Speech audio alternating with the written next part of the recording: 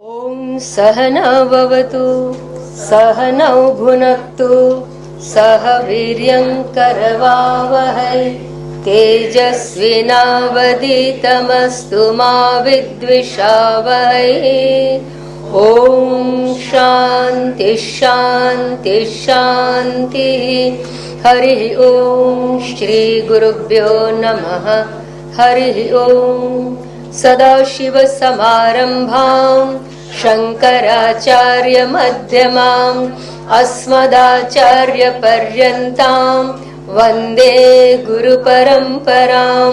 श्रुतिस्मृतिपुराणानाम् आलयं करुणालयं नमामि भगवत्पादं शङ्करं लोकशङ्करं। शङ्करं शङ्कराचार्यं केशवं बादरायणं सूत्रभाष्यकृतौ वन्दे भगवन्तौ पुनः पुनः। ईश्वरो गुरुरात्मेति मूर्तिभेदविभागिने व्योमवद्व्याप्तदेहाय दक्षिणामूर्तये नमः। मंगलाचरण।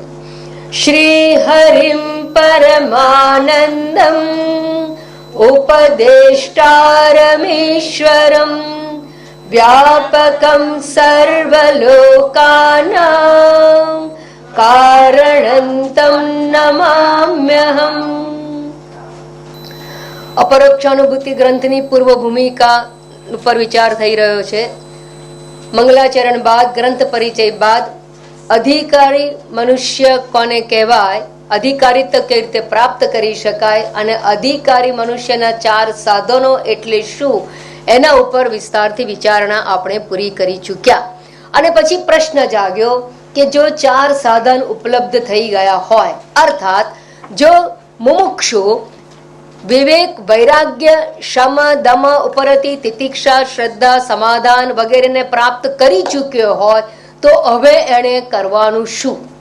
તો એના ઉપર ગઈકાલે વિચારણા કરી અને ત્યાં જણાવવામાં આવ્યું ઉક્ત સાધન યુક્તેન પુરુષેણ, આવા જે ચાર સાધનોથી જે યુક્ત છે, ફોર ફોલ્ડ ક્વોલિફિકેશન્સ જેની પાસે છે, એ ક્વોલિટીઝ વાળો માણસ એને શું કરવું જોઈએ? તો કે પુરુષેણ વિચાર કર્તવ્ય જ્ઞાન સિદ્ધ્યર્થમ, એને જ્ઞાન સિદ્ધિ જ્ઞાન પ્રાપ્ત કરવા માટે જ્ઞાન સિદ્ધ્યર્થમ વિચાર કર્તવ્ય। ત્યાં કહેવામાં આવ્યું કે ઉક્ત સાધન યુક્તેન પુરુષેણ વિચાર કર્તવ્ય, વિચાર કરવો જોઈએ। શા માટે વિચાર કરવો જોઈએ? તો જ્ઞાન સિદ્ધ્યર્થમ, જ્ઞાન પ્રાપ્તિ માટે। કોણે વિચાર કરવો જોઈએ? તો કે છે આત્મનઃ શુભમ ઈચ્છતા, જે પોતાનું કલ્યાણ ઈચ્છે છે તેણે। તો પોતાનું કલ્યાણ ઈચ્છવું એટલે શું? કલ્યાણ માત્ર એક જ વસ્તુ છે, એના ઉપર પણ ગઈકાલે વિચારણા કરી કે કલ્યાણ એટલે શ્રેય પ્રાપ્તિને જ કલ્યાણ કહેવાય, મોક્ષ પ્રાપ્તિને જ કલ્યાણ કહેવામાં આવે। શા માટે? મુક્તિ એ જ કરણ કલ્યાણ છે। એટલા માટે કે બાકીના જે પુરુષાર્થ છે, ધર્મ અર્થ અને કામ, કોઈ પણ પુરુષાર્થ દ્વારા જે કંઈ પ્રાપ્ત કરીએ છીએ એ પ્રાપ્ત કરવાથી અનિત્ય વસ્તુની પ્રાપ્તિ થાય છે અને અનિત્ય વસ્તુની પ્રાપ્તિ થવાથી પુનર્જન્મમાં પાછું આવવું પડે છે। અર્થાત કોઈ પણ વસ્તુ જન્મ મૃત્યુના ચક્રથી મુક્તિ આપી શકતું નથી અને જ્યાં સુધી જન્મ મૃત્યુનું ચક્ર રહે છે, કર્મફળનું બંધન રહે છે, ત્યાં સુધી દુઃખ નિવૃત્તિનો કોઈ માર્ગ નથી। અને એટલા માટે માત્ર ને માત્ર મોક્ષ પ્રાપ્ત કરવો એટલે જન્મ મૃત્યુના ચક્રથી મુક્ત થવું, પુનર્જન્મથી મુક્ત થવું, અને પુનર્જન્મથી મુક્તિ માટે જ્ઞાન માત્ર એક જ ઉપાય છે। શા માટે? શા માટે એવો હઠાગ્રહ રાખો છો કે જ્ઞાનથી જ મુક્તિ થાય? તો આ હઠાગ્રહ નથી, આ એક યોગ્ય વિચારણાને અંતે પ્રાપ્ત કરેલી સમજ છે। કેવી રીતે પ્રાપ્ત કરી વિચારણા? તો કે જે મોક્ષ મુમુક્ષુને જોઈએ છે, એ મુખ્ય મુદ્દાઓ પાછું બોલી જોયું, એ મોક્ષ તો પ્રાપ્ત જ છે, સિદ્ધ જ છે। હું નિત્ય મુક્ત સ્વભાવ આત્મા છું, મુક્તિ પ્રાપ્ત જ છે, પ્રાપ્ત કરવાની વસ્તુ છે જ નહીં। મુક્તિ જો પ્રાપ્ત છે તો મુક્તિની ઈચ્છા શા માટે છે? પ્રશ્ન બીજો જાગે। જ્યારે વસ્તુ પ્રાપ્ત હોય ને છતાં જો ઈચ્છા થઈ રહી હોય તો એની અંદર એક જ વસ્તુ અવરોધક હોય, પ્રતિબંધક હોય, અને તે પ્રાપ્ત છે એનું અજ્ઞાન. પ્રાપ્તની વસ્તુનું અજ્ઞાન હોય તો જ પ્રાપ્ત કરેલી વસ્તુને પુનઃ પ્રાપ્ત કરવાની ઈચ્છા જાગે. તો હું મુક્ત સ્વભાવ છું એનું અજ્ઞાન મને મોક્ષની ઈચ્છા માટે પ્રેરે છે. અને એવું હોવાને કારણે અજ્ઞાન નિવૃત્તિ એ મારું કર્તવ્ય બને છે જો મારે મોક્ષ જોઈતો હોય તો મોક્ષ પ્રાપ્તિ માટે હવે શું જોઈએ છે? અજ્ઞાન નિવૃત્તિ જોઈએ. અને અજ્ઞાન નિવૃત્તિ માટે જ્ઞાન માત્ર જોઈએ. અને જ્ઞાનની હવે ઈચ્છા છે એટલે પહેલા મુમુક્ષા હોય એ જિજ્ઞાસામાં પરિણમવી જોઈએ. અને મુમુક્ષુનું જિજ્ઞાસામાં રૂપાંતર થાય ઘણી સમજને અંતે પ્રાપ્ત થાય છે. નહીં તો લોકો ભટકતા જ રહેતા હોય છે. એ જ્ઞાનથી જ મુક્તિ છે એવું સમજતા તો ઘણી વાર લાગે. કેટલીય વાર સત્સંગ અને શ્રવણ કરીએ ત્યારે અંતે આ નિષ્કર્ષ પ્રાપ્ત થતો હોય. વેગ આઈડિયાઝ નહીં અથવા શાસ્ત્ર વાક્ય છે માટે નહીં, પણ પોતાના જીવનનું કન્વિક્શન હોવું જોઈએ કે મારે મોક્ષ જોઈએ છે અને એ મોક્ષ મને જ્ઞાનથી જ પ્રાપ્ત થવાનું છે, માટે મારે જ્ઞાન પ્રાપ્ત કરવું છે. તો અહીંયા કે છે એવા મનુષ્યએ જ્ઞાન સિદ્ધ્યર્થમ, અજ્ઞાન નિવૃત્તિ માટે કહો કે જ્ઞાનની પ્રાપ્તિ માટે વિચારઃ કર્તવ્ય, એને વિચાર કરવો જોઈએ. શા માટે એને વિચાર કરવો જોઈએ? તો એના માટે હવે 11મા શ્લોકમાં કહ્યું છે અને એના ઉપર પણ વિચાર કરી અને બંનેને સાંકળી અને આપણે આ વિચારણાને આગળ લઈ જઈશું. શ્લોક નંબર 11. નોત્પદ્યતે વિના જ્ઞાનમ, નોત્પદ્યતે વિના જ્ઞાનમ વિચારેણાન્ય સાધનૈઃ, વિચારેણાન્ય સાધનૈઃ યથા પદાર્થ ભાનમ હિ, યથા પદાર્થ ભાનમ હિ પ્રકાશેન વિના ક્વચિત, પ્રકાશેન વિના ક્વચિત નોત્પદ્યતે વિના જ્ઞાનમ વિચારેણાન્ય સાધનૈઃ,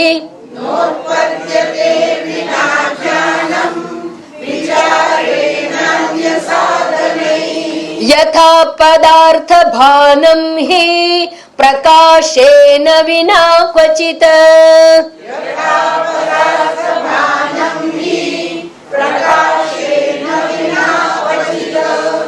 અહીંયા પણ આ જ શ્લોકની અંદર પણ કહેવામાં આવ્યું ન ઉત્પદ્યતે વિના જ્ઞાનમ, જ્ઞાનમ ન ઉત્પદ્યતે, જ્ઞાન ઉત્પન્ન થતું નથી, જ્ઞાન જન્મતો નથી. ક્યારે ન જન્મે? વિના વિચારેણ, વિચારેણ અન્ય સાધનૈઃ, વિચારેણ વિના અન્ય સાધનૈઃ જ્ઞાનમ ન ઉત્પદ્યતે. વિચાર સિવાય અન્ય કોઈ માર્ગથી જ્ઞાન જન્મતું નથી. સ્પષ્ટ છે. વિચારેણ વિના વિચારેણ અન્ય સાધનૈઃ જ્ઞાનમ ન ઉત્પદ્યતે. વિચાર ન કરો તો બીજો કોઈ રીતે, બીજી કોઈ પ્રક્રિયા દ્વારા જ્ઞાન ઉત્પન્ન થતું નથી. અને પછી દ્રષ્ટાંત આપી નીચેની લાઈનમાં. પહેલા હવે આટલું સમજવાનો પ્રયત્ન કરીએ કે મુમુક્ષુ છે એની એ હવે જિજ્ઞાસુમાં પરિણમી ગયો. જિજ્ઞાસા પ્રાપ્ત થઈ ગઈ તો જિજ્ઞાસા એટલે જ્ઞાન પ્રાપ્તિની ઈચ્છા થઈ. તો જ્ઞાન પ્રાપ્તિ માટે શું કરવું જોઈએ? તો કે છે શાસ્ત્ર કે આચાર્યવાન પુરુષો વેદ અનન્ય પ્રોક્તે ગતિરત્ર નાસ્તિ. જ્ઞાન પ્રાપ્ત કરવું હોય તો આચાર્ય પાસે જવું જોઈએ. તદ વિજ્ઞાનાર્થમ સગુરુમ એવ અભિગચ્છેત. અને ગુરુ પાસેથી જ્ઞાન પ્રાપ્ત કરવું જોઈએ તો જ આ જ્ઞાન સ્થિરતાને પ્રાપ્ત કરે છે. એવું ક્યાં કહેવામાં આવ્યું? ઉપનિષદોમાં કહેવામાં. ઠેર દરેક ઉપનિષદની અંદર આ આચાર્યની આવશ્યકતાની વાત કહેવામાં આવેલી છે. અને ત્યાં સુધી કહ્યું કે શાસ્ત્રજ્ઞો અપી, અર્થાત પંડિતો હો, સ્કોલર હો, સ્કોલર હોવા છતાં બ્રહ્મ જ્ઞાન અન્વેષણમ સ્વાતંત્ર્યને ન કુર્યાત. બ્રહ્મ જ્ઞાન, બ્રહ્મ જિજ્ઞાસા ઉત્પન્ન થઈ હોય તો એની વિચારણા પોતાની જાતે કરવી જોઈએ નહીં. શું ફેર પડે છે? કેટલો ફેર પડે? બજારમાંથી લાવીને તમને હું પેંડા ખવડાવું ને વેચું અને ભગવાનને દ્વારકાધીશના મંદિરમાં ધરાવીને લાવીને આપું, કેટલો ફેર પડે? ઘણો ફેર પડે. તમે તમારા બાળકને પૈસા આપો છે પીગી બેંકમાં, એ પૈસા ભેગા કરે છે અને જે દિવસે તમારી વરસગાંઠ હોય, મમ્મીની વરસગાંઠ હોય, ત્યારે બાળક એની પીગી બેંકમાંથી પૈસા કાઢી અને મમ્મી માટે જો પર્સ ખરીદીને લાવીને ભેટ આપે અને મમ્મી પોતે બજારમાંથી ખરીદીને વાપરે તો ફેર કેટલો પડે?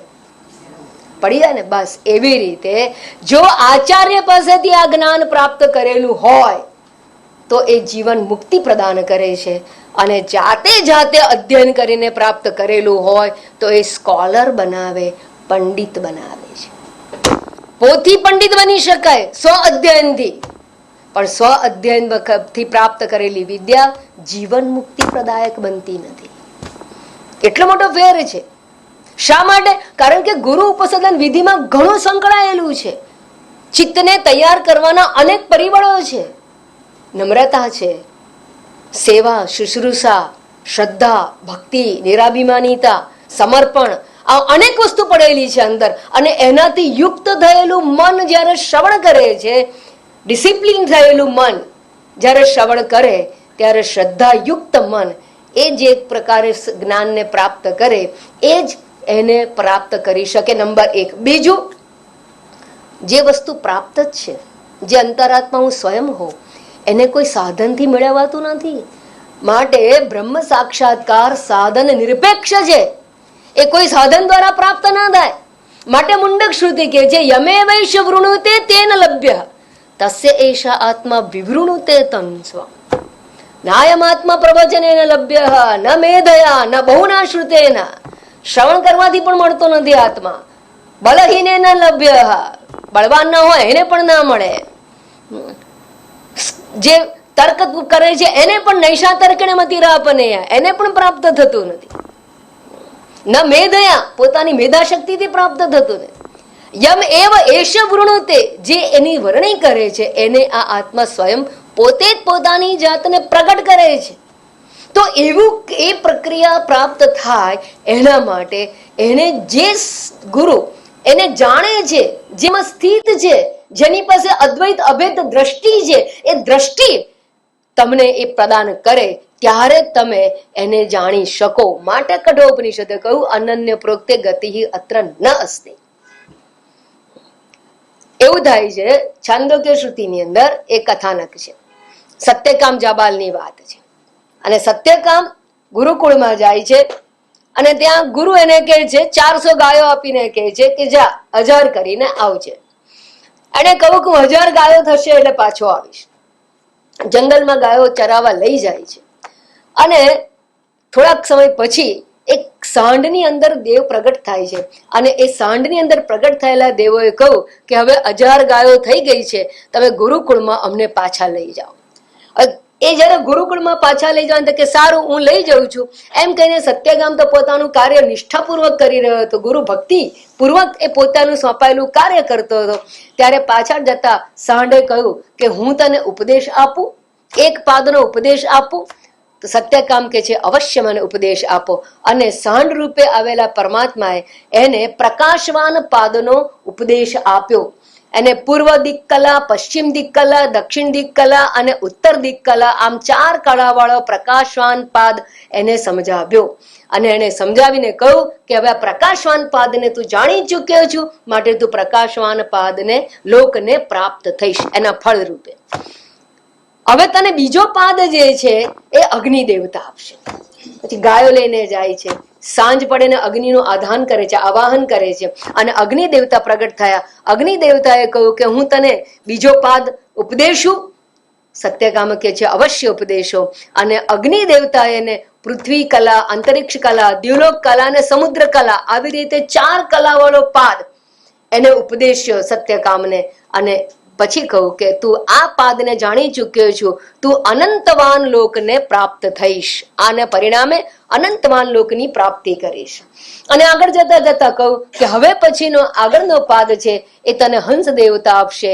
ત્રીજા પાદનો ઉપદેશ એને હંસ દેવતા આપે છે. અગ્નિકલા, સૂર્યકલા, ચંદ્રકલા, વિદ્યુત કલા એવા જ્યોતિષમાન પાદનો ઉપદેશ હંસ રૂપે આવેલા દેવતાએ આપ્યો અને એ ઉપદેશ પ્રાપ્ત કરીને એમને પ્રાપ્ત કરાવીને કહ્યું કે આ જ્ઞાનથી તું જ્યોતિષમાન લોકની પ્રાપ્તિ કરીશ. અને પછી કહ્યું કે હવે અંતિમ જે પાદ છે એ તને મદગુ એટલે જળચર પક્ષી, એનું નામ છે મદગુ, તો એ તને ઉપદેશ આપશે. અને અંતિમ ચોથા પાદનો ઉપદેશ એ જળચર પ્રાણી મદગુએ આ સત્યકામને આપ્યું. અને એ કલા છે પ્રાણ કલા, ચક્ષુ કલા, શ્રોત્ર કલા અને મનરૂપી કલા. આ ચાર કલા વાળો ચોથો પાદ જે છે એ પણ એને ઉપદેશવામાં આવ્યો. અને એ કલા વાળો પાદ જાણીને એને કહ્યું કે તું અવકાશયુક્ત આયતનવાન લોકને જીતી જઈશ. અને આમ ચાર કળાવાળી ઉપદેશ 4 જણાએ આપ્યો. 16 કળાવાળો પુરુષ એને સમજાવી દેવામાં આવ્યો. અને જ્યારે સત્યકામ 1000 ગાયો લઈને ગુરુકુળમાં પરત થાય છે ત્યારે ગુરુને પ્રણામ કરે છે. તો ગુરુ કહે છે કે તારી મુખાકૃતિ મને કહે છે કે તને જ્ઞાન લાદ્યું છે, તું જ્ઞાનવાન થઈને પાછો આવ્યો છું. તો સત્યકામ કહે છે કે વાત ખરી, પરંતુ અને મને કોણે જ્ઞાન, જેને જ્ઞાન આપ્યું એની વાત પણ ગુરુને કહે છે, પણ મારે આપની પાસેથી ઉપદેશ પ્રાપ્ત કરવો છે. કારણ કે મેં એવું સાંભળ્યું છે કે આચાર્યાદ એવ વિદ્યા વિદિતા સાધિષ્ઠમ પ્રાપ્ત. ત્યારે સત્યકામ કહે છે કે આચાર્ય પાસેથી પ્રાપ્ત કરેલી વિદ્યા જ સ્થિરતાને પ્રાપ્ત થાય છે. માટે આપ મને આપના મુખે આ જ જ્ઞાનનો ઉપદેશ આપો. અને આચાર્ય એને વળી પાછો એ જ ઉપદેશ પોતાના મુખેથી આપે છે. અહીંયા તાત્પર્ય કહેવાનું એ છે કે જ્ઞાન પ્રાપ્તિ માટે ગુરુ ઉપસદન વિધિ અનિવાર્ય છે. આચાર્ય પાસે જવું અનિવાર્ય. સારું, હવે આચાર્ય પાસે જઈએ તો પરંપરાના આચાર્ય શું કરે? જિજ્ઞાસુ મુમુક્ષુ આવ્યો છે. મુમુક્ષુ છે, જિજ્ઞાસુ છે. હવે એ જિજ્ઞાસુ થઈને ગુરુ પાસે જાય તો ગુરુએ કરવું શું જોઈએ? તો કે જે પરંપરાના આચાર્ય એ જિજ્ઞાસુને વિચાર કરતો કરે, એને વિચારમાં પ્રવૃત્ત કરે, બીજી કોઈ રીતે નહીં. એને એવું નથી કહેતા કે તું પહેલા સૂર્ય નમસ્કાર શીખી જા, તું હવે અષ્ટાંગ યોગ શીખી જા, તું આ કરી લે, આ કરી લે, આ એવા કોઈ ઉપદેશ નથી આપતા. જિજ્ઞાસુ મુમુક્ષુ હોય તો એને જ્ઞાન પ્રાપ્તિ માટે આવેલા અધિકારીને વિચારની અંદર પ્રવૃત્ત કરાવે છે. કોના વિચારમાં? વેદાંત વિચારમાં, શાસ્ત્ર વિચારની અંદર. કેવી રીતે કરાવે છે? શ્રવણ, મનન અને નિધિધ્યાસન દ્વારા. શાસ્ત્રનું શ્રવણ કરાવીને એને આત્મવિચારમાં પ્રવૃત્ત કરાવે છે. સારું, શા માટે વિચાર કરવાનું કહું? શા માટે ધ્યાન નહીં કરવાનું? ઘણા લોકો વેદાંત સાંભળતા એવું કહેતા હોય છે કે તમે બધું કરો પણ આ તો થિયોરેટિકલ છે, અને પ્રેક્ટિકલ કંઈ કરવું છે. તો ધ્યાન કરીએ, મેડિટેશન કંઈ કરીએ તો આમ that is a practical thing. કંઈક પ્રેક્ટિકલ કરાવો. જેમ કોલેજની અંદર ફિઝિક્સનું પ્રેક્ટિકલ પણ હોય ને થિયોરેટિકલ પણ હોય, એવું કઈ વેદાંત એ થિયોરેટિકલ ને પ્રેક્ટિકલ વાત હોય? What practical? જો અજ્ઞાન માત્ર અવરોધ હોય એનો અર્થ સમજાયું જ નથી કે અજ્ઞાન અવરોધ છે. અવરોધ રૂપી અજ્ઞાન છે, સમજાયું નથી, માટે બીજી પ્રક્રિયામાં પડવાનું મન. આજ સવારે પણ સમજીએ વારંવાર ક્રિયાની વાતોની ઉચ્છેદ કરતા, કારણ કે ક્રિયા તો બિલકુલ વિરોધી વસ્તુ છે. ક્રિયા તો તમને અજ્ઞાનમાં ડૂબાડી નાખનાર છે. અવિદ્યાયામ અંતરે વર્તમાના વયમ ધીરા પંડિતમ મન્યમાના, એ તો અવિદ્યાની અંદર પડનારી વસ્તુઓ છે. આત્મબોધની અંદર શંકરાચાર્યજી કહે છે કે બોધન્ય જ્ઞાન બોધન્ય સાધનેભ્યો હિ સાક્ષાત મોક્ષૈક સાધનમ પાકસ્ય વન્નિવદ જ્ઞાનમ વિના મોક્ષો ન સિદ્ધ્યતે. આત્મબોધની અંદર શંકરાચાર્યજી કહે છે બોધન્ય બોધ અન્ય સાધનેભ્ય, જ્ઞાન સિવાયનું બીજા સાધનો દ્વારા કોઈ દિવસ જ્ઞાન પ્રાપ્ત થતું નથી. એટલે જ્ઞાન સિવાય બીજા કોઈ સાધનો મુક્તિ પ્રદાન કરતું નથી. બોધથી અન્ય ભિન્ન કોઈ પણ મોક્ષ પ્રદાન કરતું નથી. અન્ય સાધનથી મુક્તિ પ્રાપ્ત થતું નથી. પણ જ્ઞાન છે એ જ મુક્તિ પ્રદાયક સાધન છે. મોક્ષ માત્ર જ્ઞાનથી જ થાય છે. એમાં દ્રષ્ટાંત આપીને કહ્યું નહીં પાકસ્ય બન્નીવત જ્ઞાનમ. જેમ રસોઈ કરવી હોય, તમારે ઊંધિયું બનાવવું છે, તમે બધા શાકભાજી બધા બધા રસાલા લઈ આવો, હા કેટલી બધી વસ્તુ જોઈએ, બધું આવી જાય, તપેલા હવે હલાવવાના ચમચા લાવો, બધું જ લાવો છો, પણ જો એક જ વસ્તુ ના હોય તો બનાવી શકો ખરા? અને શું ના હોય તો ના બને? માત્ર અગ્નિ. પાકસ્ય ભનની વાત, રસોઈ કરવી હોય તો અગ્નિ અનિવાર્ય છે. ધારો કે તમને રીંગણ ના મળ્યા હોય કે તો ચાલે, બે બીજા શાક હોય તો એમ ચાલી જાય, પણ અગ્નિ ના હોય તો એક જ વસ્તુ એવી છે કે એના વગર રસોઈ થઈ ના શકે. જેવું રસોઈમાં અગ્નિનું મહત્વ છે એવી રીતે જ્ઞાન હોય તો જ મુક્તિ પ્રાપ્ત થાય.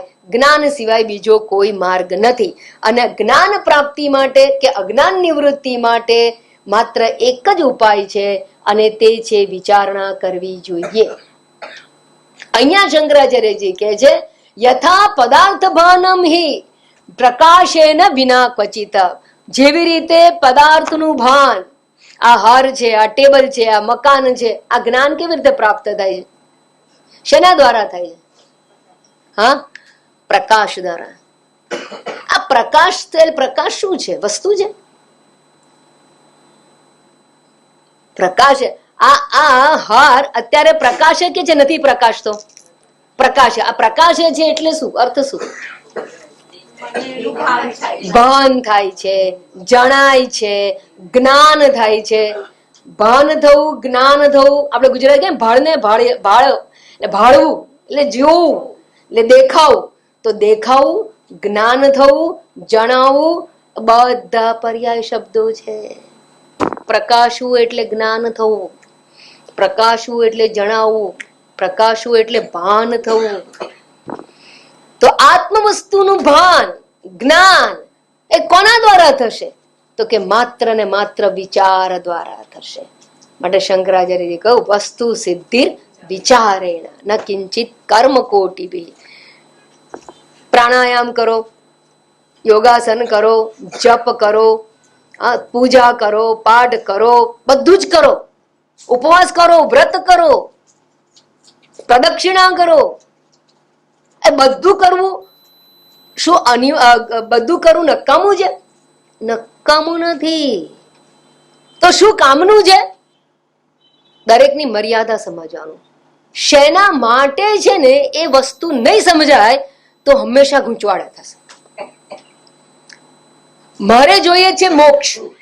મોક્ષ માટે અનિવાર્ય છે જ્ઞાન. જ્ઞાન માટે અનિવાર્ય છે ગુરુ. ગુરુ પાસેથી ઉપદેશ પ્રાપ્ત કરીને વિચાર કરવો અનિવાર્ય છે. જે વસ્તુનું જ્ઞાન પ્રાપ્ત કરવું હોય એ વસ્તુ પર વિચાર કરવો જોઈએ, એ અનિવાર્ય છે. હવે એ વિચારણા કરવા માટે કઈ પદ્ધતિથી વિચારણા કરવામાં આવે? શું કરવાથી વિચાર ઉત્પન્ન થાય? આ વિચારણા કરવા માટે આવશ્યક શું? તો વિચારણા કરવા માટે મન જરૂરી છે. હું લઈ જાઉં છું પાછળ. વિચારણા માટે શું જોઈએ છે? મન. કેવું મન જોઈએ? જે એકાગ્ર ચિત્ત હોય. એકાગ્ર ચિત્ત હોય એટલે પોતાના ધ્યેયલક્ષી ચિત્ત હોય. ધ્યેયલક્ષી મન ક્યારે હોય? જ્યારે બે ધ્યાન ના હોય. બે ધ્યાન એટલે એના સિવાયની વિષયોની અંદર મન ભટકતું ના હોય. અર્થાત કે અન્ય વિષયોથી ઉપરાંત થયેલું હોય, અન્ય વિષયોથી મુક્ત થયેલું હોય. અન્ય વિષયોથી ક્યારે મુક્ત થાય? જ્યારે એ વિષયોની અંદર આસક્તિ ના રહી હોય. તો અન્ય વિષયોમાં આસક્તિ ન હોવી એને વૈરાગ્ય કહેવાય. પોતાના વિષયની અંદર ચિત્ત પરોવવાની ક્ષમતા હોવી એને ઉપરતી કહેવામાં આવે. પણ પોતાનો વિષય અને અન્ય વિષય શું છે એની સમજ હોવી એને વિવેક કહેવામાં આવે. તો મન જે છે એ એકાગ્ર ચિત્ત થઈને પોતાના લક્ષ્યની અંદર વિચાર કરતું થાય, એના માટે મનને યોગ્ય બનાવવું અનિવાર્ય. અને મનની યોગ્યતાને જ 4 પ્રકારના સાધન યુક્ત મન કહેવામાં આવે છે. અને એ 4 પ્રકારના સાધનને પ્રાપ્ત કરવા માટે અનેક રસ્તા છે. એના માટે જપ છે, એના માટે પારાયણ છે, એના માટે કર્મયોગ છે, એના માટે સિયામા નિયમ વગેરે બધું એના માટે છે. મનને તૈયાર કરવા માટે આ બધા ઉપાયો છે. તો પૂજા પાઠ આ બધું શું અપાવશે? માત્ર ચિત્ત શુદ્ધિ. પણ મોટા ભાગનાનું થાય છે એવું કે પારાયણ, જપ, પૂજા એમાં એટલો સંતોષ થઈ જાય, અંદર બહુ કરી નાખી. જેમ નાનું છોકરું હોય ને એને કે તારું કબાટ સાફ કર, અને એ કબાટનું 2 ખાના સાફ કરતા આજે તો બહુ કામ કરીને બસ થઈ ગયું, પર્યાપ્ત. તો ઘરમાં તો રમણ બમણ રહ્યું હોય કે 2 ખાનાથી કઈ સફાઈ ના થઈ ગઈ કહેવાય. એમ આપણે માત્ર પૂજા પાઠ કરી નાખીએ, પારાયણ કરી નાખીએ, અને એને આપણે માની લઈએ છીએ કે મેં બધું કરી નાખ્યું. રોજ સવારે ઉઠીને મારા નિયમસર બધું કામ જે છે બધું કરું છું. એ નિયમમાં પોતાની જાતને મૂકી અને નિયમ થઈ જાય ને, હાશ બધું થઈ ગયું. એને પૂર્ણતા સમજે છે, એને પૂર્ણ વિરામ સમજે છે. તો ત્યાં વિરોધ છે, કારણ કે એ પૂર્ણતા નથી, એ પૂર્ણ વિરામ નથી. એ તો રસાસ્વાદ છે, એ તો એક તબક્કો છે, એ તો ચિત્ત શુદ્ધિનું સાધન છે. અને જેમ જેમ ચિત્ત શુદ્ધ થશે, વૈરાગ્ય હશે જેટલો, એટલો આનંદ અંદર અકબંધ હશે. આસક્તિમાં જ દુઃખ છે, અનાસક્તિ જેટલી વધારે હશે એટલો આનંદ કે સુખની અનુભૂતિ હશે. પણ એ પૂર્ણતા નથી, પુનર્જન્મથી મુક્તિ નથી. માટે એ માત્ર એક પ્રાથમિક કક્ષાએ એને સાધન રૂપે ચોક્કસ અપનાવવાનું. અને ચિત્ત શુદ્ધિ થયા બાદ પછી જ્ઞાન માટે પ્રયત્ન કરવો જોઈએ. અને એ જ્ઞાન માટે પ્રયત્ન કરવા માટે શું કરવાનું? તો કે જે વિચાર કર્તવ્ય. વિચાર કરવા માટે કોનો વિચાર કરવાનો પછી આવે, પણ વિચાર કરવા માટે શું કરવું જોઈએ? તો કે શ્રવણ કરવું જોઈએ. માટે ઉપનિષદમાં કહ્યું, આત્મા વા અરે દ્રષ્ટવ્ય, શ્રોતવ્ય, મંતવ્ય, નિદિધ્યાસિતવ્ય. શ્રવણ કરવું જોઈએ. ક્યાં સુધી શ્રવણ કરવાનું? જ્યાં સુધી વિચાર સત્યને સમજાવે નહીં, સત્યમાં પરિણમે નહીં, અર્થાત તમારા જીવનનો નિષ્કર્ષ ના બને, તાત્પર્ય નિશ્ચય પ્રાપ્ત ના થાય.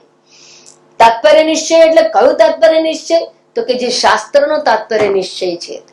શાસ્ત્રનો તાત્પર્ય નિશ્ચય શું છે? અહમ બ્રહ્માસ્મિ, બ્રહ્મ સત્યમ જગન મિથ્યા, જીવો બ્રહ્મૈવ ના પરઃ, આ તાત્પર્ય છે. અને એ તાત્પર્ય નિશ્ચય પ્રાપ્ત થાય ત્યાં સુધી શ્રવણ કરવું જોઈએ. એટલે શ્રવણ માટે એવું નથી કહું 5 વર્ષ કરો, 10 વર્ષ કરો, 25 વર્ષ કરો, 1 જન્મ કરો, 2 જન્મ ને એવું નહીં. નિશ્ચય પ્રાપ્ત થયો તો 1 મહિનામાં શ્રવણ પૂરું. નિશ્ચય પ્રાપ્ત નથી થયો તો 10 જન્મ સુધી પણ શ્રવણ કર્યા કરવું. ક્યાં સુધી નિષ્કામ કર્મ યોગ કરવાનો? વૈરાગ્યની પ્રાપ્તિ થાય ત્યાં સુધી. અને વૈરાગ્ય પ્રાપ્ત થયા પછી, અને થવા તો પછી આપોઆપ છૂટી જશે. પછી કઈ કરવું નહીં પડે. કર્મ ત્યાગ આપોઆપ થશે, કર્મ સંન્યાસ આપોઆપ પ્રાપ્ત થઈ જશે. જેમ છોકરો મોટો થયો ક્યારે ખબર પડે? છોકરો મોટો થયો પરિપક્વ થઈ ગયો જયારે ભમરડા રમવાનું બંધ કરે, લખોટા રમવાનું બંધ કરે, લખોટા છૂટી જાય, ભમરડા છૂટી જાય, તો સમજવાનું છોકરો મોટો થઈ ગયો. એટલે છોડવા ના પડે, છૂટી જાય. બસ એવી રીતે અનિત્ય વસ્તુમાંથી મન આપોઆપ ઉપરામ થવા માંડે. લૌકિક પારલૌકિક અનિત્ય વસ્તુમાંથી મન મુક્ત થવા માંડે. એની આસક્તિથી મુક્ત થાય, એના વિચારોથી મુક્ત થાય, એના લગાવથી મુક્ત થાય, તો સમજી લેવાનું કે આપણી ચિત્ત શુદ્ધ થઈ ગયું છે. અને એવા ચિત્તની શુદ્ધિ માટે ચોક્કસ અનેક ઉપાયો છે, ઉપાસના વગેરે ઉપાયો એના માટે જ છે. પણ ચિત્ત શુદ્ધ થયા પછી એને મોક્ષ પ્રાપ્ત કરવો છે. તો હવે એને વળી પાછું જપ તપ કરવાની જરૂર નથી. પણ માતાજી અમારું ચિત્ત અશુદ્ધ હજી હોય અને હજી પરિપક્વ ના થયું હોય અને અમે શ્રવણ કરતા હોઈએ વર્ષોથી, તો બરાબર સમજ. ઘણી વખત આપણે સાંભળતા હોઈએ અને ચિત્ત શુદ્ધિ એટલી તીવ્ર પ્રકારની ઉત્તમ કક્ષા આપણને અધિકારીત્વની પ્રાપ્ત ના થઈ, પણ શ્રવણમાં રુચિ હોય, શ્રવણ કરતા રહ્યા હોઈએ.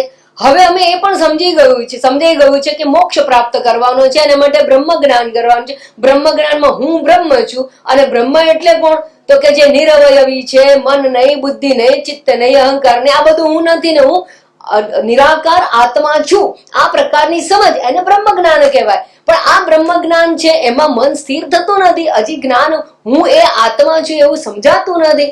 એનો અર્થ કે અમારું હજી ચિત્ત અશુદ્ધ છે. તો હવે એવા અમે જો શ્રોતા હોઈએ તો, ઘણા વર્ષોથી બધા સાંભળો છે એટલે વાત કરું છું, એવા શ્રોતા હોઈએ તો અમારે ચિત્ત શુદ્ધિ માટે જપ પૂજા વગેરે જરૂરી ખરું કે નહીં? બે વસ્તુ છે. એવા શ્રોતામાં બે પ્રકારના શ્રોતા છે. જાહેરમાં વાત કરી એટલે બે વાત કરવી પડે. એટલા માટે કે કેટલાકને રુચિ હોય છે બધું જાણવા છતાં હાર બનાવો, પહેરાવો, પૂજા માટેની સામગ્રી તૈયાર કરો, આ બધામાં રુચિ હોય તો સમજવાનું કે હજી એને વેદાંતમાં રુચિ જ નથી. વાસ્તવમાં સાંભળ્યું છે ખરું, પણ સ્વામીજીના શબ્દોમાં કહે તો શ્રવણ નથી કર્યું. એક વાત. એનો અર્થ કે એની રુચિ હજી જે લૌકિક પદાર્થોમાંથી બહાર નથી. એટલે આભૂષણમાં રુચિ છે, પણ એ આભૂષણો હવે ભગવાન માટે બનાવે છે, બસ એટલો ફેર પડ્યો છે. પણ આભૂષણની રુચિ બહારમાંથી મન મુક્ત થયું નથી, એટલે એમાં જાય છે. તો ભલે એ કરે.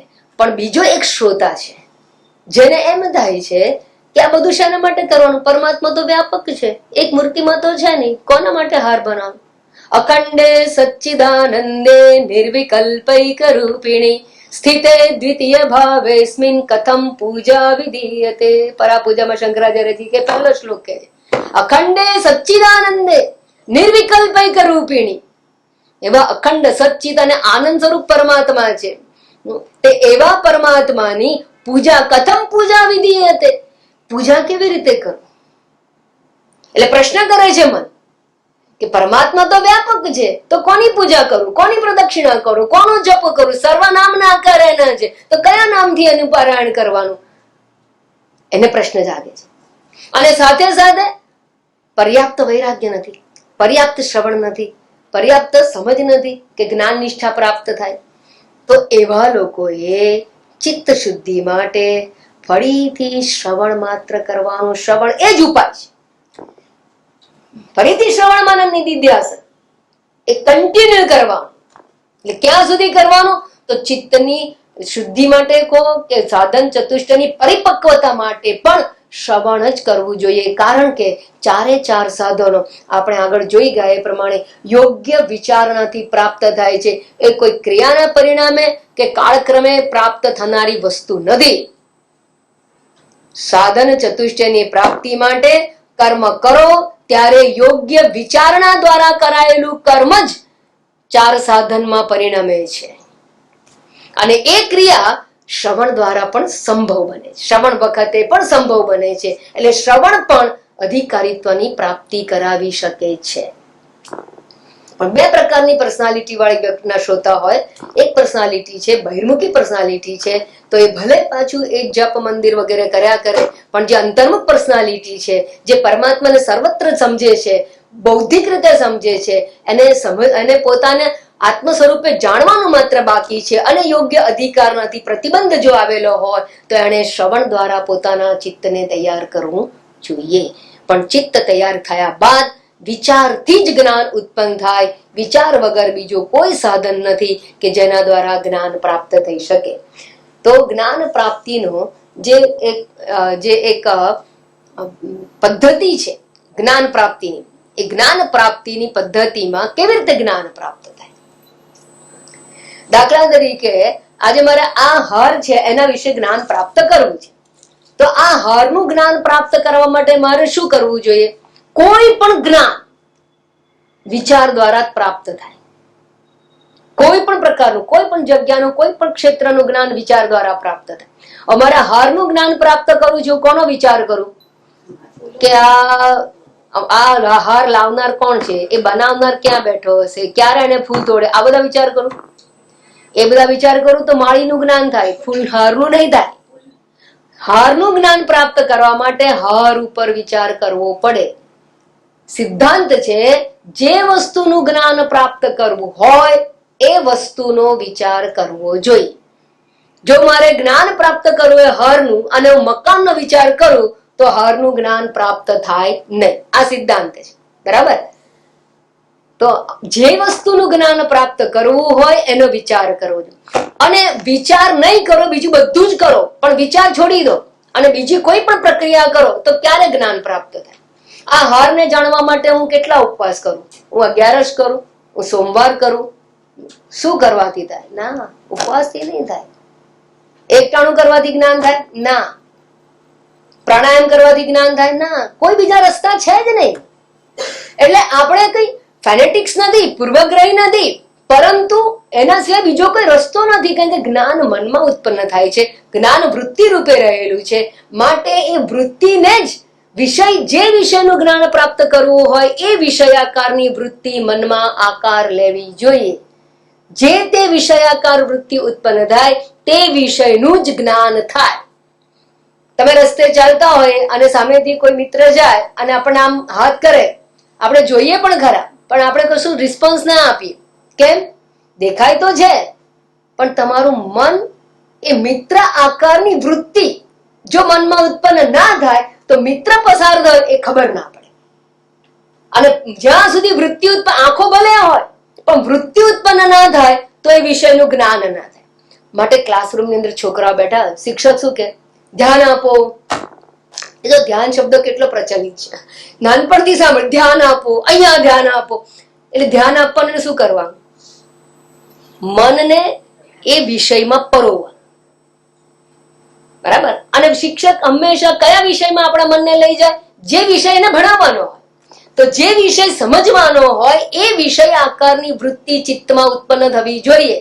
અને કેટલાક ટ્યુશન માટે ટીચર આવે અને છોકરો તોફાની બેઠો હોય, એને ભણાવ કરે અને માસ્તર બોલ્યા જ કરે, એલ્જીબ્રાનું સિદ્ધાંતો બોલ્યા જ કરે, કંઈક E=mc² ભણાવ્યા કરે, ફિઝિક્સ ભણાવ્યા કરે. અને પછી છોકરાને કે બોલ, તને ખબર પડી શું થયું? હા સાહેબ, કે આજે ચોગ્ગો માર્યો પેલા કોહલી. એનું મન ક્યાં જાય છે? ક્રિકેટમાં. ક્રિકેટમાં મન હોય ને તો પછી એને ફિઝિક્સના સિદ્ધાંતો ના સમજાય. ભલે ત્યાં બેઠો હોય, સાહેબ બોલતા રહ્યા હોય, પણ એની આંખો પણ પુસ્તકમાં હોય, પણ એનું મન ક્રિકેટમાં હોય તો જ્ઞાન પ્રાપ્ત ના થાય. તો ટૂંકમાં શાસ્ત્રની પદ્ધતિ અનુસાર જ્ઞાન પ્રાપ્તિની પ્રક્રિયા એવી છે કે જે વિષયનું જ્ઞાન પ્રાપ્ત કરવું હોય એ વિષયનો વિચાર મનમાં ઉત્પન્ન થવો જોઈએ. This is the condition. જ્યાં સુધી મનમાં એ વિષયાકાર વૃત્તિ ઉત્પન્ન ના થાય ત્યાં સુધી એ વિષયનું જ્ઞાન થાય નહીં. બરાબર? સારું. હવે અહીંયા તો કહ્યું કે વિચાર કરવો જોઈએ, શાસ્ત્ર વિચાર કરવો જોઈએ. પણ શાસ્ત્રમાં કોનો વિચાર કર્યો છે? શેનો વિચાર કરવો?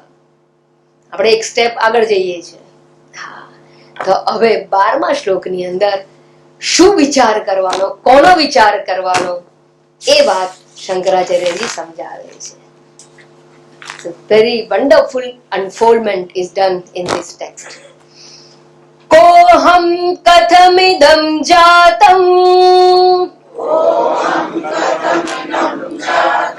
કોહમ કથમિદં જાતં, કો વૈ કર્તાસ્ય વિદ્યતે, કો વૈ કર્તાસ્ય વિદ્યતે, ઉપાદાનં કિમસ્તિહ, ઉપાદાનં કિમસ્તિહ, વિચારસ્સોયમીદૃશઃ, વિચારસ્સોયમીદૃશઃ, કોહમ કથમિદં જાતં, કો વૈ કર્તાસ્ય વિદ્યતે,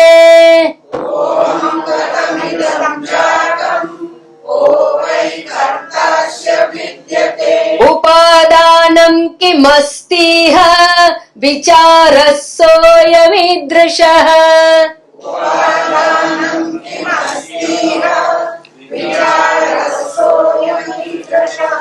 12 થી 16 શ્લોક પર્યંત આ પ્રકારનો વિચાર કરવો જોઈએ. વિચારઃ ઈદૃશઃ વિચારઃ કર્તવ્ય. છેલ્લા ચરણમાં કહેવામાં આવ્યું છે વિચારઃ સહ વિચારઃ અયમ ઈદૃશઃ. ઈદૃશ એટલે આ પ્રકારનો આ વિચાર કરવો જોઈએ. 4 શ્લોકની અંદર વાત કહેવામાં આવી. પણ સૌથી પહેલા જે 12મા શ્લોકની અંદર 4 મુદ્દા કહી દેવામાં આવ્યા. શાસ્ત્ર કોનો વિચાર કરે છે? મોક્ષ પ્રાપ્તિ માટે વિચાર કરવાનો, મોક્ષ પ્રાપ્તિ માટે જ્ઞાન પ્રાપ્ત કરવાનું, તો જ્ઞાન પ્રાપ્તિ માટે વિચાર કરવાનો. તો વિચાર કરીએ એનું આપણને જ્ઞાન થાય. તો કોનું જ્ઞાન પ્રાપ્ત કરવાનું છે? શાસ્ત્રની અંદર મુખ્યત્વે 3 વસ્તુ પર વિચાર કરવામાં આવેલો છે. બધું જાણો કે ના જાણો, આ 3 ને જાણી લો પછી કઈ જાણવાનું બાકી નહીં. પછી બાકીનું બધું જાણો કે ના જાણો કોઈ મતલબ. 3 વસ્તુનો વિચાર શાસ્ત્ર કરે છે અને 3 જ વસ્તુ પર વિચાર કરવાનો. કઈ 3 વસ્તુ છે? 3 વસ્તુને અહીંયા એક પ્રશ્નને 2 માં બાયફર્કેટ કરીને 4 બતાવ્યા. અહીંયા 4 પ્રશ્ન, 4 મુદ્દાઓ કહેવામાં આવ્યા. પહેલું કોહમ, કહ અહમ, હું કોણ. અને આપણે કેવી રીતે જીવીએ છીએ? પેલો કોણ. આપણું જીવન પેલા કોણ કેવા એમ જ પસાર. હું કોણ એમાં વિચાર ક્યારેય થતો નથી. આપણે ટેકન ફોર ગ્રાન્ટેડ, આપણે તો આપણે છીએ જ એમ. આપણે તો બીજા કોણ કે જાણવું છે. હું કોણ, કોહમ. નંબર 1, હું કોણ છું? હું કર્તા છું, હું ભોગતા છું, હું સ્ત્રી છું, હું પુરુષ છું, હું સુખી છું, હું દુઃખી છું, હું સંસારી છું, હું ગ્રસ્ત છું. હું છું કોણ? શા માટે આ જગતમાં છું? કયા કર્મના ફળ ભોગવું છું? ક્યારે કરેલા કર્મ? કર્મફળ ક્યાં સુધી મને ભોગવવાના છે? મૃત્યુ શું છે? જીવન શું છે? એમ પોતાના સંબંધી વિચારો કરવા. જગતનો અને મારો સંબંધ કેવો છે? મારો અને ઈશ્વરનો સંબંધ કેવો છે? ઈશ્વર ક્યાં છે? તો મારો જગતનો અને ઈશ્વરનો સંબંધ કેવો છે? ક્યાં સુધી છે? કયા પ્રકારનો છે? કોણ છું હું? આ પ્રકારના વિચારોને કહેવાય કોહમ. હું કોણ? પ્રશ્ન નંબર 1. પ્રશ્ન નંબર 2, ઇદમ કથમ જાતમ. આ જગત કેવી રીતે ઉત્પન્ન થયું? ઇદમ શબ્દ જગત માટે વપરાય છે. ઇદમ શબ્દ અહીંયા વાપરીને જગત કેમ નહીં વાપર્યો? એટલા માટે કે જગતમાં માત્ર 2 જ વસ્તુ છે. એક હું અને એક મારાથી ભિન્ન. પતી ગયું. નહીં, મારાથી જે ભિન્ન છે ને ઇદમ કહ્યું. એક તો હું છું, એક બંડલ એક ક્યાં મૂકી દેવાનું? એક હું, અને હું નથી એ સિવાયનું બધું ઇદમ. એટલે મારાથી ભિન્ન જે કઈ છે એ બધું ક્યાંથી આવ્યું? ઇદમ કથમ જાતમ. ઇદમ જગત કથમ ઉત્પન્ન. કેવી રીતે ઉત્પન્ન થયું? આકસ્મિક ઉત્પન્ન થયું. એકાએક બિગ બેંગ અને ઉત્પન્ન થયું. અને અનેક થિયરી છે જગતની ઉત્પત્તિ માટે. વિજ્ઞાનની અંદર પણ અનેક થિયરી છે અને શાસ્ત્રની અંદર પણ અનેક થિયરી છે. શાસ્ત્રમાંથી થિયરી છે. હા, આગળ વિચારીશું આપણે. તો કોહમ ઇદમ કથમ જાતમ. પછી નંબર 3, અસ્ય કર્તા કહ વિદ્યતે. અસ્ય જગત, આ જગતનો કર્તા કહ વિદ્યતે. કોણ છે? કોણ રહેલો છે? કોવા કર્તા અસ્ય વિદ્યતે. અસ્ય કર્તા કહ વિદ્યતે. આ જગતનો બનાવનારો કોણ છે? રચનારો કોણ છે? રચયિતા કોણ છે? સર્જનહાર કોણ છે? અને ટેકનિકલ ભાષામાં કહીએ તો એમ કહેવાય કે આ જગતનું નિમિત્ત કારણ કોણ છે? Who is the creator? 2 types of causes are. 2 કારણ. ઉત્પત્તિ માટે 2 પરિબળ જરૂરી છે. એક બનાવવાનું જ્ઞાન હોવું જોઈએ ઉત્પન્ન કરવા માટે. એટલે જ્ઞાન જેની પાસે હોય એ બનાવનારો કહેવાય. જેમ કે કુંભાર બનાવનારો કહેવાય. સોની ઘરેણા બનાવે તો સોની બનાવનારો કહેવાય. અને સોની એટલે કે જેની પાસે ઘરેણા બનાવવાનું જ્ઞાન હોય. કુંભાર એટલે કે જેની પાસે ઘડો બનાવવાનું જ્ઞાન. હું બધું ફટાફટ બોલું છું પણ ત્યારે મનમાં રાખી મૂકજો, સંસ્કાર આપી રાખું છું મન. અને જ્ઞાન હંમેશા ચેતનને હોય, જડને ના હોય. એટલે બનાવનારો ચેતન હોય, કોઈ જડ ના હોઈ શકે. બનાવનારાને બુદ્ધિ હોય એટલે એની પાસે જ્ઞાન હોય. અને ઘટસ્ય કરતા ઘટજ્ઞ, સર્વસ્ય કરતા સર્વજ્ઞ. આ જગત, સંપૂર્ણ જગતનો બનાવનારો કોણ છે? સર્વજ્ઞ કોણ છે? ચેતન તત્વ કોણ છે? આ જગતનું નિમિત્ત કારણ કોણ છે? પછી કે છે ઉપાદાનમ કિમ અસ્તિ. આ જગતનું ઉપાદાન શું છે? ઉપાદાન એટલે શું? Material cause. શેમાંથી આવ્યું? કઈ વસ્તુમાંથી બન્યું? જેમ કે કુંભાર ઘડો બનાવે તો શેમાંથી બનાવે? તો કે માટીમાંથી. સોનીએ દાગીના બનાવે શેમાંથી બનાવે? તો સોનામાંથી. લુહાર છે એ ઓજારો બનાવે શેમાંથી બનાવે? લોખંડમાંથી. અને કાર્પેન્ટર હોય તો તે લાકડામાંથી ફર્નિચર બનાવે. એમ આ જગત જે છે એની રચના કરનાર રચયિતાએ જગત શેમાંથી બનાવ્યું, શેમાંથી ઉત્પન્ન કર્યું? What is the material? કયો સ્ટફ છે એની પાસે જેમાંથી આવડું વિશાળ જગત બનાવ્યું? હરી હરી વસુંધરા નીલા નીલા એ ગહન, એ કોણ ચિત્રકાર હે? કોણ ચિત્રકાર કોણ છે અને એને બનાવ્યું શેમાંથી છે? બે પ્રશ્ન થયા ને. તો જગત સંબંધી બે પ્રશ્નો થયા. એનો બનાવનારો કોણ છે અને કઈ વસ્તુમાંથી બનાવ્યો?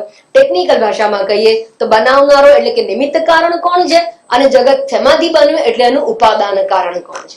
તો જગતનું નિમિત્ત કારણ અને ઉપાદાન કારણ બંને કારણો શું છે એ પ્રશ્ન કરવામાં આવ્યો.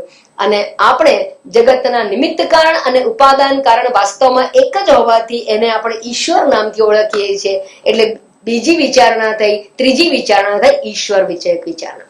પહેલું કયું કોહમ, હું કોણ. પછી કહું આ જગત ક્યાંથી આવ્યું, કથમ ઇદમ જાતમ, આ જગત ક્યાંથી આવ્યું. પછી આ જગતનું ઉપાદાન કારણ કોણ અને જગતનું નિમિત્ત કારણ. એ બંને પ્રશ્નો અલગ કર્યા તો 4 પ્રશ્નો થયા અને 2 પાછળના પ્રશ્નોને ભેગા કરી દઈએ તો ઈશ્વર તત્વ થઈ જાય. તો જીવ, જગત અને ઈશ્વર આ 3 મુખ્ય બાબતોને સમજવાની છે. અને આ 3 સમજાઈ જાય તો શાસ્ત્રનું જ્ઞાન પૂરું થઈ. પછી તો શબ્દારણ્ય મહારણ્યમ ચિત્ત ભ્રમણ કારણમ. માટે બૃહદારણ્યક ઉપનિષદ બહુ સરસ કહે છે, તમેવ ધીરો વિજ્ઞાય પ્રજ્ઞામ કુર્વીત બ્રાહ્મણઃ નાનું ધ્યાન બહુ શબ્દાન વાચો વિજ્ઞાપનમ. એટલે કે છે કે જો એકવાર વસ્તુને જાણી લો ને, તમેવ ધીરો વિજ્ઞાય પ્રજ્ઞામ કુર્વીત બ્રાહ્મણ, સ્થિત પ્રજ્ઞા પ્રાપ્ત થઈ ગઈ તો ન અનુધ્યાયન બહુ શબ્દાન, વધારે શબ્દોની જંજાળમાં જવાની જરૂર નથી. પણ જ્યાં સુધી ના જ્ઞાન પ્રાપ્ત થાય ત્યાં સુધી ચોક્કસ શ્રવણ મનન નિધિધ્યાસનની પ્રક્રિયાની અંદર આગળ વધતા રહેવું પડે. તો શાસ્ત્ર આપણને 3 વસ્તુનું જ્ઞાન આપે છે અને 3 વસ્તુ પર વિચાર કરવાનો કહે છે અને 3 વસ્તુનું જ્ઞાન આપણે પ્રાપ્ત કરવાનું છે. અને એ કોણ છે? હું કોણ, આ જગત ક્યાંથી આવ્યું, જગતનો રચયિતા કોણ છે અને જગત શેમાંથી ઉત્પન્ન થયું છે. બરાબર? તો હું કોણ એક એટલે જીવ વિચાર, એને જીવ વિચાર કહેવામાં આવે છે. હું એટલે જીવાત્મા, અને જીવાત્મા શું છે એના ઉપર વિચાર કરવો એટલે હું એમ આય. નંબર 1. જગત વિચાર એટલે જેની અંદર આપણે કાર્ય કરી રહ્યા છીએ. આ પંચ મહાભૂતથી ઉત્પન્ન થયેલી જે સૃષ્ટિ છે, દ્રશ્ય પ્રપંચ છે, એ જગત શેમાંથી ઉત્પન્ન થયું? નંબર 2 જગત વિશેનો વિચાર. નંબર 3 જગતના રચયિતા વિશેનો વિચાર. અને જગતના ઉપાદાન કારણ મટીરિયલ વિશેનો વિચાર એ ચોથો વિચાર છે. તો એ 4 વિચારો કરવા એને વિચાર કહેવામાં આવે છે. હા, હવે એટલી તો ખબર પડી કે મારે સાધના શું કરવાની છે, મારે પરિશ્રમ ક્યાં કરવાનો છે, કયા પ્રકારનો પરિશ્રમ છે. હવે જો આ વિચાર કરવાનો હોય તો આ વિચાર કરવા માટે કઈ ઉંમરનો માણસ વિચાર કરી શકે? બાળક હોય તો જ કરી શકે, યુવાન હોય તો જ કરી શકે. કોણ કરી શકે? કોઈ પણ કરી શકે, કોઈ પણ કરી શકે. માટે આ જ્ઞાન આબાલ વૃદ્ધ સૌ માટે છે. હા, યોગાસન કરવાનો હોય તો બધાનો અધિકાર નથી, ક્રિયાઓની અંદર બધાનો અધિકાર નથી, પણ વિચારણાની અંદર બધાનો અધિકાર. વૃદ્ધ શરીર થાય છે, મન કદાપી વૃદ્ધ થતું નથી. એટલે કહીને હું શું કહેવા માંગુ છું કે પરમ પુરુષાર્થ છે જીવનની અંત ઘડી સુધી કરી શકાય એવો છે.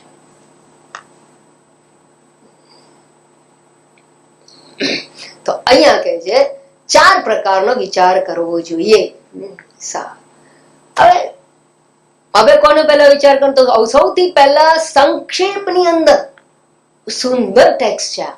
સંક્ષેપની અંદર 3 શ્લોકની અંદર આ 4 પ્રશ્નોનો જવાબ આપી દે છે. ઇન બ્રીફ, સંક્ષેપમાં આપી દે છે. બધા પ્રશ્નોનો જવાબ અહીંયા આપી દે છે, જવાબ સાર રૂપે આપી દે છે. જેવી રીતે અર્જુને પ્રશ્ન પૂછ્યો અને જવાબ આપ્યો, ભગવાને બીજા અધ્યાયમાં આખી ગીતાનો સાર આપી દીધો છે. બીજા અધ્યાયમાં બધા જ યોગ આવી ગયા, આખી ગીતાનો સાર આવી જાય છે. અને એવી રીતે ઉપસંહારમાં 18મા અધ્યાયમાં પણ આખી ગીતાનો સાર પાછો કહેવામાં આવે છે ઉપસંહારમાં. અને આખો વિસ્તાર જે છે ને ગીતાના ઉપદેશનો, એ અધ્યાય 3 થી અધ્યાય 17 પર્યંત વિસ્તાર છે. બાકી બીજા અધ્યાયમાં આખી ગીતાનો સાર ટૂંકમાં આવી જાય છે. અને આ આપણી પદ્ધતિ છે, શિક્ષણ પ્રણાલિકા છે, પદ્ધતિ. તમે કેન ઉપનિષદમાં પણ જુઓ તો પહેલો પ્રશ્ન કરવામાં આવે કેને શિતમ પદ્ધતિ પ્રેષિતમ અને પછી માત્ર પહેલા જ વિભાગની અંદર આખો જવાબ આપી દેવાનો. તદેવ બ્રહ્મ ત્વમ વિદ્ધિ નેદમ યદિદમ ઉપાસતે કરી અને પહેલા વિભાગમાં મહાન ઉપદેશ આપી દેવામાં. ના સમજાયું તો મનનાત્મક ઉપદેશ છે, ના સમજાયું તો પછી ઉમાની સ્ટોરી લાવીને ઉપદેશ આપે, પણ પહેલા તો ઉત્તમ અધિકારીને સમજી અને ટૂંકમાં આખો ઉપદેશ આપી દેવામાં આવે છે. એમ અહીંયા શંકરાચાર્યજી પણ પરંપરાગત શિક્ષણ પ્રણાલિકાને વરેલા છે અને એ પણ આપણને પહેલા 3 જ શ્લોકની અંદર 4 પ્રશ્નોનો જવાબ સંક્ષેપમાં આપી દે છે. તો શું કહે છે એ હવે શ્લોક નંબર 13 માં છે. હું કોણ? જીવ વિચાર. સૌથી પહેલો જીવ વિચાર. 16મા શ્લોક સુધી જવાબ આપવામાં આવે, 13, 14, 15 અને 16મા સુધી, અને 17મા શ્લોક થી પછી એ જ વસ્તુનો આખો વિસ્તાર 144 શ્લોક સુધી કરવામાં આવે. તો શ્લોક નંબર 13 ઉપર છે. નાહમ ભૂત ગણો દેહ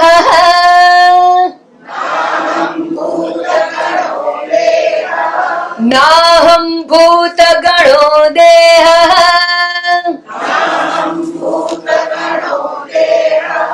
નાહં ચાક્ષ ગણસ્તથા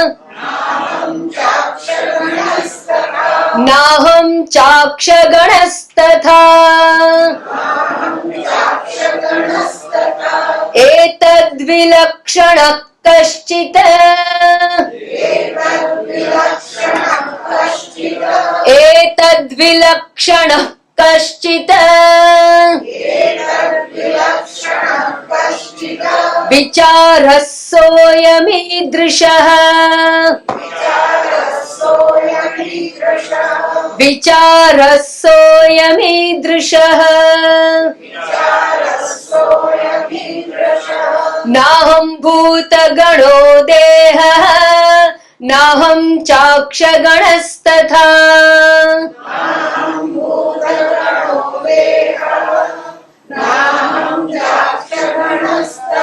એતદ્ વિલક્ષણ કશ્ચિત વિચારસોયમીદૃશઃ.